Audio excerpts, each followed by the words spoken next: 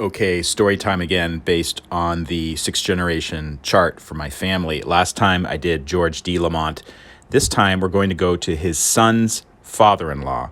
And this is an interesting person. His name is James Walsh, born on the 2nd of July in 1852. And we have a lot of census records for him throughout the late 1800s. But then he apparently died in February of 1900.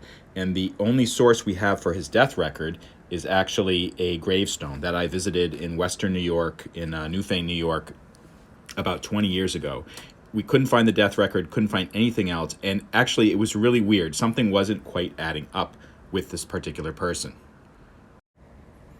To try to figure out the mystery of James Walsh, we looked at his daughter Molly, who was my great-grandmother, to see if we could find any clues about his family, James Walsh's family. But we weren't able to do it. Next step, look at the siblings of Molly Walsh.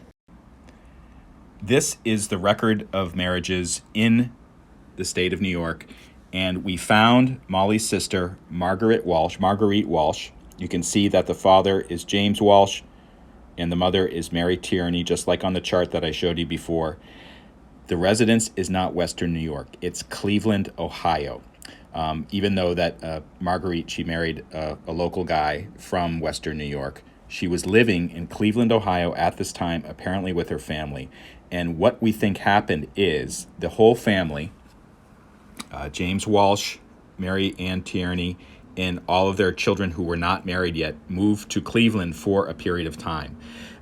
We did find the headstone in Newfane, New York for James Walsh, but we could not find any death record. And I went to all the local clerk's offices. I could not find it. So we think it's possible he died in Cleveland and then was buried in Newfane, or this could actually be a completely different person. Because the issue with someone named James Walsh, there's lots of James Walshes and James Welshes and variations of that in New York State at this particular time period.